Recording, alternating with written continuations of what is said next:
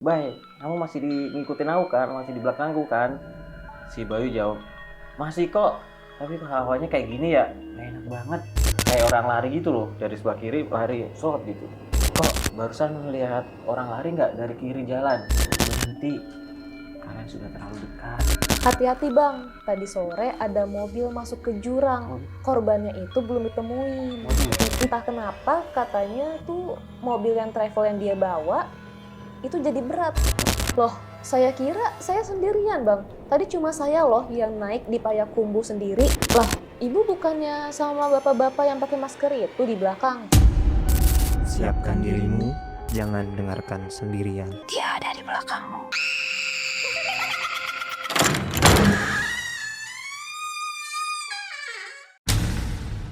Hai, selamat datang di Kisah Mistik. Di episode kali ini kami akan menceritakan kisah-kisah horor, pengalaman gaib dari teman-teman yang sudah mengirimkan cerita-cerita ini kepada kami. Jadi langsung saja ikuti terus ceritanya. Jadi deh, gue tuh punya cerita di kampung gue, Purworejo. Ceritanya tuh ada dua sopir nih, sopir truk dari Semarang ke namanya di Jawa Tengah itu namanya Temanggung. Nah dia tuh mau bawa sembako. Nah mereka tuh beriring-iringan berdua. Nah ceritanya itu lewat jalur yang namanya Kali Jambe. Nah itu terkenal banget. Wah ngerinya lah pokoknya di situ. Kenapa tuh? Ya, Jalurnya itu kenapa? ya ini gue ceritain ya. Oh, oke. Jadi supir truk yang di kampung gue itu namanya Bayu deh. Sudah hampir 6 tahun dia tuh jadi supir truk sembako lah, biasa dari jauh-jauh lah, di Semarang atau kemana. Nah ini pas kebetulan dari Semarang ke Temanggung lewat Kali Jambe. Tapi malam itu di Kali Jambe itu malam yang paling nggak masuk akal deh menurut si sopir itu deh. Dia tuh jalannya malam bang? Malam, Oh, jam oke. 11 lah kurang Oke. lebih. Di Kali Jambe itu jam 11-an. Nah, si sopir itu namanya Bayu kan, yang satunya Joko. Nah, mereka tuh jalan berdua tuh. Iring-iringan? Iring-iringan, dua truk. Jadi dari Semarang menuju Temanggung. Malam itu mereka tuh lewat jalur yang tadi gue bilang. Jalur Kali Jambe. Nah, jalanan sepi, gelap. Kebayang gak sih? Serem, nggak bisa ngelihat ya? Iya, nggak bisa ngeliat. Jadi ya yaudahlah mereka. Mungkin pencahayaannya mungkin kali bang? Pencahayaannya emang nggak ada. Makanya mereka akhirnya beriring-iringan depan belakang. Jadi si Joko di depan, si Bayunya di belakang. Pas saat mereka beriringan, tiba-tiba si Joko itu langsung nanya ke Bayu, "Bay, kamu masih ngikutin aku kan? Masih di belakangku kan?" Si Bayu jawab, "Masih kok. Tapi hawanya kayak gini ya, nggak enak banget." Kebayang nggak sih kalau malam-malam gelap, dingin?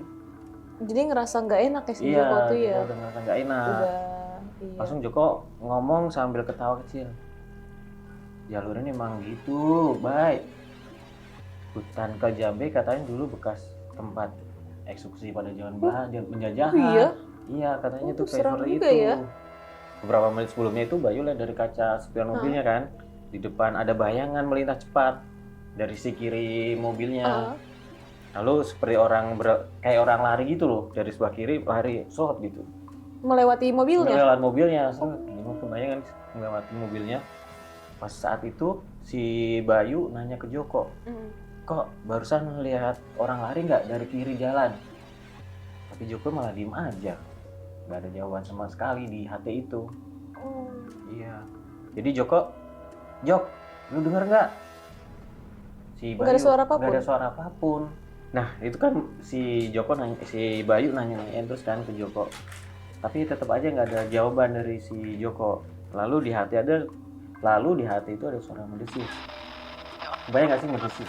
Kayak Sinyal hilang di HP gitu ya? Iya. Tapi itu suara Joko bukan bang? Bukan, nggak ada suaranya. Cuma suara Joko udah hilang, nggak tahu kemana. Dan terdengar suara berat, tapi bukan suara Joko. Lalu tiba-tiba di hati itu ada suara gini deh. Gimana bang? Berhenti, kalian sudah terlalu dekat. Gila. Kebayang Ada suara nggak? kayak gitu? Ada suara kayak gitu, padahal bukan suara Joko itu. Terus gimana reaksi Bayu? Nah, Bayu langsung ngerem, seret. Terus melambat mobilnya kan. Dari kejauhan, lampu belakang truk Joko itu mendadak mati. Soalnya truknya mogok begitu aja deh. Padahal kan tadi udah iring-iringan kan, dia berhenti. Benar. Lalu Bayu turun tuh dari truk. bawa senter ke Iya. truknya si Joko. Nyamperin lah Nyamperin ke truknya ke Joko. ke truknya Joko. Kok kamu kenapa? Bayu nanya kan ke Joko. Gak ada jawaban, Dik. Nggak kelihatan, kelihatan nggak Jokonya itu ada di dalam? Nggak ada suaranya, nggak ada kelihatan itu suara dia. Pintu kabin truknya juga terbuka, mesin mati, tapi nggak ada suara, tapi nggak ada siapa-siapa di dalamnya, Dek. Si Jokonya udah nggak ada di situ. Terus gimana? Nah nih, senter Bayu mau redup kan, pas nyari ini tuh, kan lama pas nyari kan, wah lama-lama redup. Lalu dari arah hutan kanan jalan itu Bayu dengar suara seperti orang nangis perempuan di itu deh. Bayang nggak sih kayak kuntilanak atau apa nangis gitu. Iya.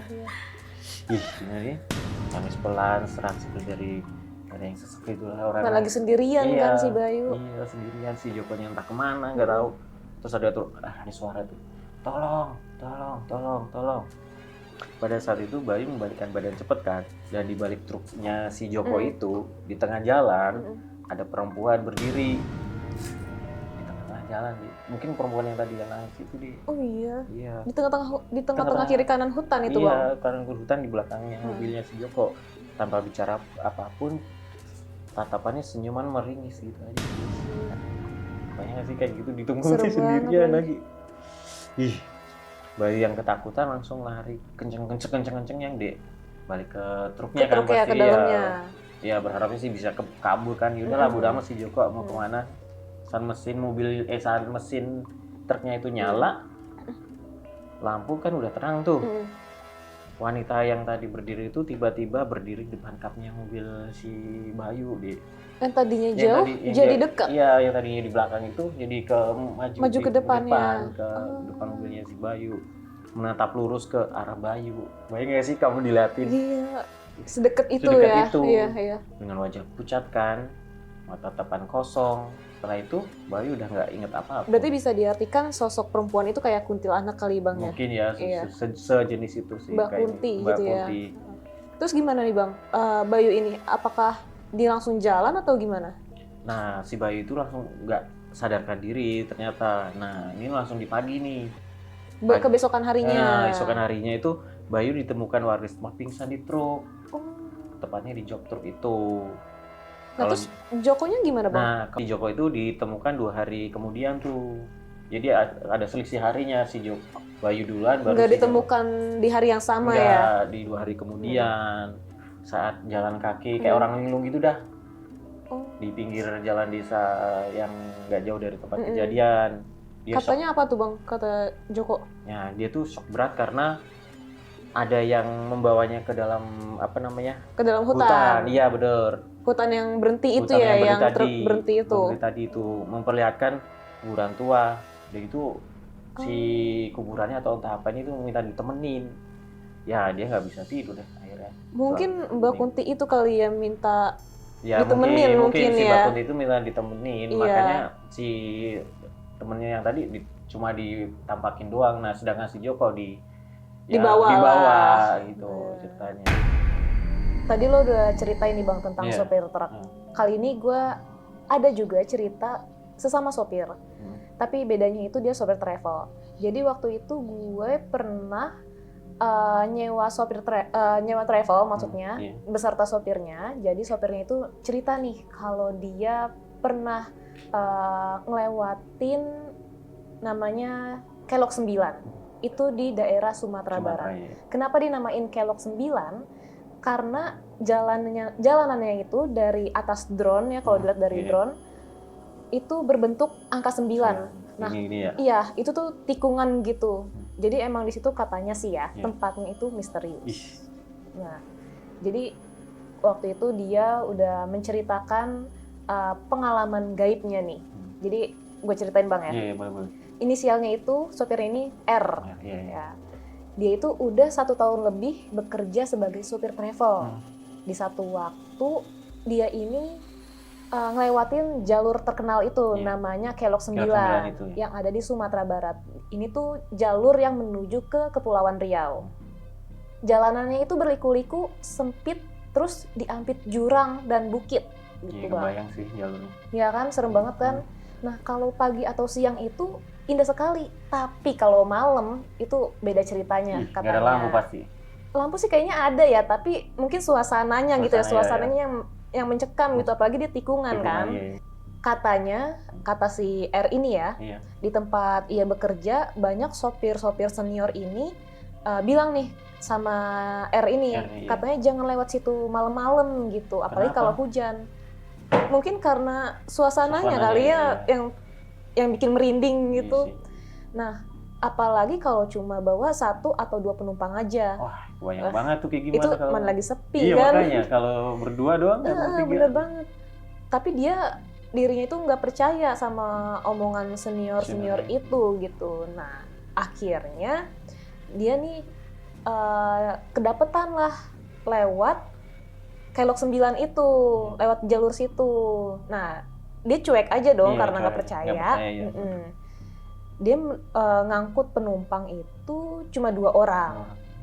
Yang satu ibu-ibu duduk di tengah, yang satu itu bapak muda duduk di paling belakang dengan menggunakan masker di wajahnya. Jadi nggak kelihatan dong bapak-bapak itu. Misterius banget tuh ya. Nah, bener banget. Nah, waktu berangkat dari Payakumbuh, cuacanya itu sudah mulai gerimis. Waduh, mendukung banget tuh kayak gitu tuh. Tuh kan? Aduh. Sebelum masuk ke Kelok 9, Iya. si R ini pernah ditegur sama petugas. Nah, dia sempat bilang, hati-hati bang, tadi sore ada mobil masuk ke jurang. Waduh. Korbannya itu belum ditemuin. Waduh, nanti amat tuh. Ya udah dong, R ini cuek dan hanya ngangguk aja gitu. Iya. Terus dengan bodohnya mungkin ya dia bilang ya udah nasib seseorang Iya. meninggalnya di situ kan. Tapi setelah lewat tikungan kedua, suasana di mobil itu udah berubah. Udah berubah. Ya. Radio mobil Hmm. yang tadinya ada lagu Hmm. itu tiba-tiba mati sendiri bang katanya. Terus AC yang tadinya dingin itu kerasanya jadi panas. Itu mati mulai itu berarti biasanya. Nggak mati sih, tapi kelihatannya masih nyala. Iya. Tapi katanya suasananya aja itu yang Oh, kerasa panas. Padahal Tadinya dingin. kecil ya suhunya, Nah. tapi kerasa panas. Ya. Nah, katanya sih gitu bang. Dan entah kenapa katanya tuh mobil yang travel yang dia bawa itu jadi berat. Hmm? Padahal kan cuma 2 orang 2 doang orang, kan, iya. sama 3 Tiga sama dia, sopirnya, sama iya. supirnya kan.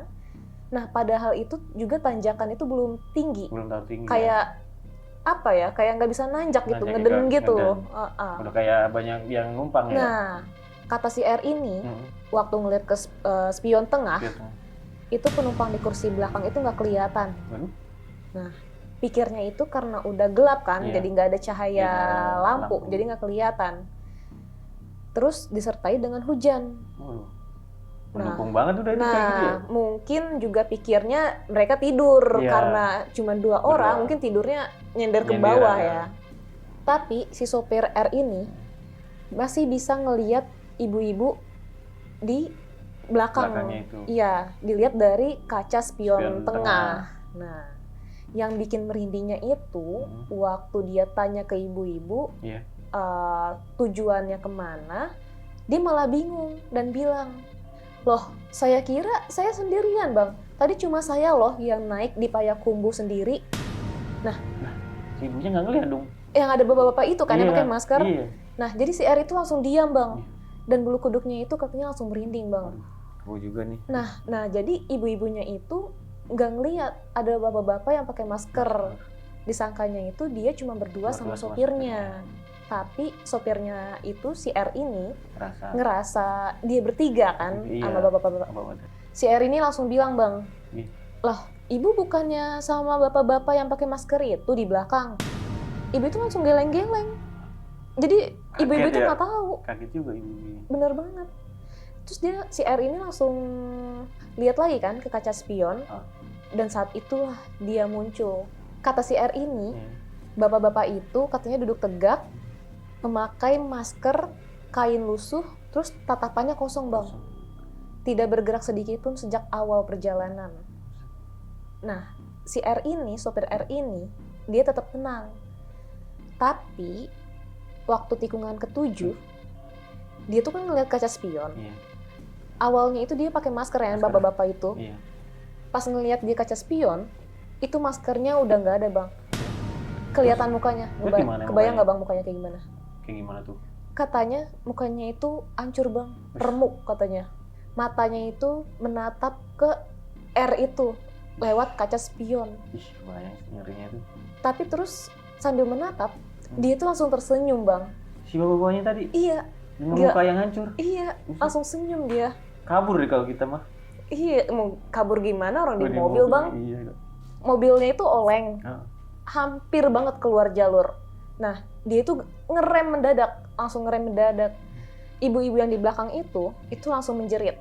Sopir R itu panik kan, dia langsung berhenti, keluar dari mobil, terus dia jalan nih ke kursi belakang Kursi belakang. yang tempat duduk bapak-bapak tadi. Lalu dengan perasaan campur aduk, takut sama penasaran, apalagi sampai merinding kali ya, Iya, benar-benar. dia tuh buka pintu belakang, tapi gak ada siapa-siapa di kursi belakang itu. Cuman ada ibunya doang. Yang ada malah sisa tanah merah basah, terus itu kayak jejak dari alas kaki yang kotor gitu. Iya. Jadi kayak kotor gitu di di tempat duduk paling belakang. Nah, tanpa pikir panjang, dia itu langsung nutup kembali pintu mobil yang di belakang, terus langsung tancap gas dia tuh melewati kelok 9 itu. Nah, ceritanya udah sampai situ kan, Bang? Terus kata R ini, sopir travel, hari-hari berlalu, dia balik nih ke base camp travelnya. Dia ceritakan lah ke senior travelnya yang ada di base camp. Kejadian yang kemarin itu. Kata seniornya, ada yang bilang, mungkin korban yang jatuh sore itu yang belum ditemukan. Nah, itu mungkin belum benar-benar pergi ya. Mungkin aja dia ingin ingin menyampaikan pesan atau mungkin bisa ingin pamitan atau ingin diantar gitu ke tujuan kan. Dia kan belum sampai ke tujuannya. Jadi kasihan juga ya, Bang. Nah, tapi kenapa ya harus di travelnya dia? Kenapa nggak yang lain gitu? Ya, mungkin pas banget waktunya dia lewat. Mungkin ya. Ya, pendengar kisah mistik, itulah 2 cerita kisah-kisah horor dari pengalaman teman-teman kami. Jika kalian ingin mengirimkan cerita kepada kita, kalian bisa langsung klik link form yang sudah kami tulis di bawah ini. Terima kasih sudah mau ikut menyusuri kisah yang tak semua orang berani dengar. Kami berdua undur diri, jangan lupa nantikan kisah-kisah horor selanjutnya. Dan ingat, Jangan dengarkan sendirian. Dia ada di belakangmu.